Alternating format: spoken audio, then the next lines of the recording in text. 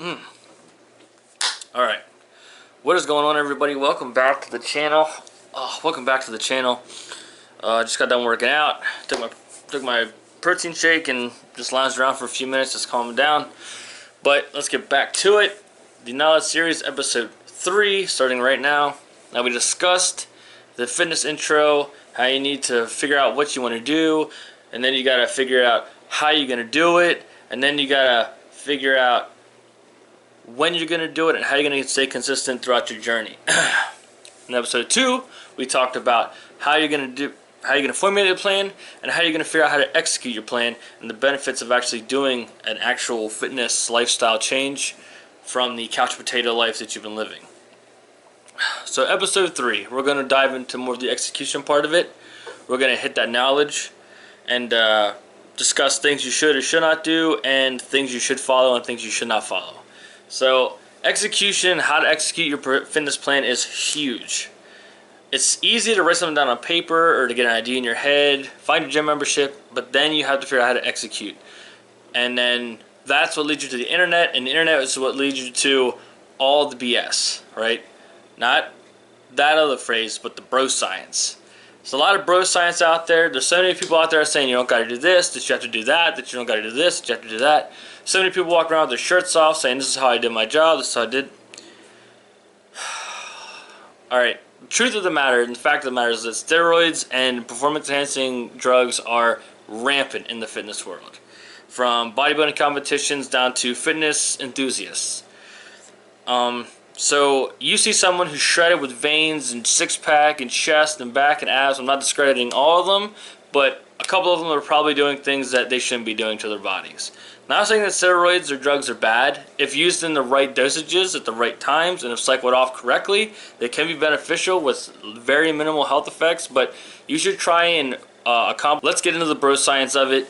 The bro science is that most of those guys on Instagram and those guys you watch in the bodybuilding competitions are on some sort of steroid.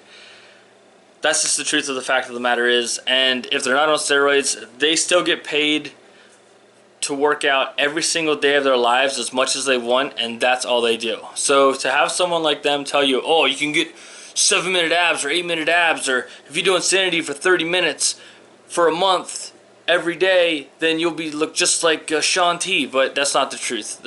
All that stuff is gimmicky. All they want is your money. They're not trying to do anything for you. Plus, everyone's doing the same workout if they buy Insanity. The Insanity workout's not specified for anyone, and all it is a lot of cardio.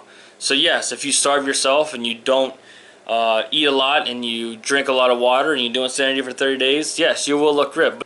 Let's just talk about fad workouts. Keto, Atkins, the fat diet, the meat diet, the no bread diet, whatever they call them nowadays, they're all fad diets. They don't work long term. It's not healthy for them to work long term. They're meant to be cycled on and off. Like the keto diet is supposed to be like a 3-month thing, and then you take a month off and you replenish your nutrients, and then you get back on it. But it's not a long term, like do it every single day kind of deal. Like I said, if people say they're doing it every single day and that's all they do is the keto diet, they're lying and full of garbage. There's no way. It's not the healthiest thing to follow these fad diets. It's easier just to get MyFitnessPal, put in your weight, put in your goal weight, and then you can modify your macros to what you want to do. So that leads into actual dieting and eating habits.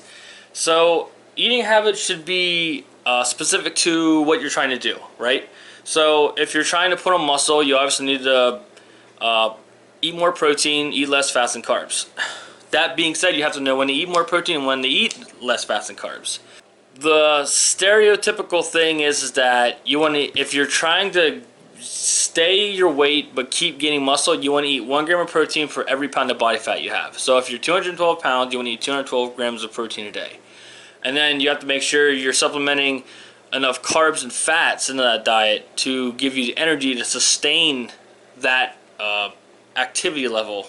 And just to get out of the way, fats are not bad. Fats have been negatively viewed and voiced against and talked about for so long, but fats are not a bad thing. Too much fat is a bad thing, but so is too much protein, so is too much carbs, and that's like the whole thing. Like knowing how much protein you need to take, how much carbs you need to take, how many fats you're supposed to intake. all these things are important, but you have to know which ones are healthy, and you have to know the right eating habits. You can't just eat all protein, no carbs, and no fats. You can't just eat all carbs, no proteins, and no fats. It's a very, very fine line balance you have to walk with the macronutrients that you just have to know. Now, if you're trying to like lose weight or gain weight, you want to focus more on carbs. So you want to raise your carb intake or lower your carb intake, depending on if you want to gain weight or lose weight. That's just the way it is. Your body stores carbs and fats for long-term energy use, body temperature regulation, blood temperature regulation, just energy capacity. You know what you're going to be able to do for that day. That's what carbs and fats are. Protein, your body uses protein as soon as it gets it. Doesn't store it. It doesn't save it for later. Protein goes as soon as it goes in. So, but all those carbs, fats, and proteins, all the calories are added to your total calorie intake. So if you're eating a lot, but you're burning enough calories that puts you in a deficit, you're so good. Now, if you're eating a lot and you don't burn enough calories, you're going into a positive, I don't know what the heck that word is, but the reverse of a deficit. You're going into a positive number, and you're going to gain weight. That's just basic science, you know. Energy stored versus energy used is going to determine whether you're losing weight or gaining weight. So you have to figure out which eating habits are going to benefit you, what eating habits are going to get you to execute your plan to the fullest of your potential. So, another bro science thing is heavy weight. Heavy weight, gotta lift more weight. More weight makes more muscle. No, that's not true at all. If you lift right and you lift lighter weights, you can still put on just as much muscle as someone pumping out 400 pounds on the bench press. All the heavy weight versus the technique lifting is going to do is heavy weight's going to put more mass on your muscles. Mass doesn't translate to strength. That's just not true. Some people are built big, and it doesn't mean a damn thing. The heavy weight thing is just for mass gain. Can lead to strength gain, but when you're lifting heavy weights, the key to getting strength gain is to use those fast-twitch muscle fibers. That means that when you're on the bench press and you're coming down real slow, the explode up is where you're going to make those gains. Now, if you're coming down real slow and then you're just walking it up real shaky like this, and you get it on, you didn't really do much. You just proved that you could lift that one rep. It's better to have good lifting technique and start light and work your way up to that. Now, if you can get up to the 400-pound bench press and you can still rep it like you're supposed to, yes, you're making strength gains, you're putting on mass. You have to start somewhere, and you have to know where to start. People walk in the gym, and it's usually an ego thing. You know, if they see some guy in a tank top with bigger muscles than them, a girl with the yoga pants on, or the girl in the sports bra, they immediately want to sit down next to that person and, like, try and be Hercules. And that's what causes most people not to go to the gym, because you lift really heavy and you feel super good that day, and then the next day you feel terrible. You can't move your arms, you don't want to stand up. Been there, done that. You know, you got to leave your ego at the door at the gym. There's no room for it in the gym with you. But if your goal is to have a good, balanced physique, you're going to focus on your lifting technique first. Technique should always come first. Mass and strength and speed can all come later. But if you start with bad lifting technique and you continue with bad lifting technique, I would say more often than not, you're going to end up with some sort of injury. Start with good technique, work your way up to the heavyweights. Last point I'm going to bring up about bro science. Supplements. Supplements are not necessary in any way, shape, or form for you to get big or get shredded or get jacked or build strength or whatever. Pre-workout's not going to help you. Post-workout shakes aren't going to help you. All the creatine in the world is not going to help you if you're not using it right. You can get just as much out of like a post-protein meal of like chicken breast, broccoli, and like mashed potatoes than you could out of a protein shake. You'll get just as much benefit, if not more, because you're getting vegetables and carbs in there as well. You should always look at your food first, and then you supplement what you don't get, which means if you get to the end of the day and you have 26 grams of protein and you have a 30-gram protein shake sitting over on the counter, then take the protein shake if you need it. But if you get all your protein during your day from your food, you don't need to take that protein shake. And pre-workouts and intra-BCAs are they're 50-50 depending who you're talking to.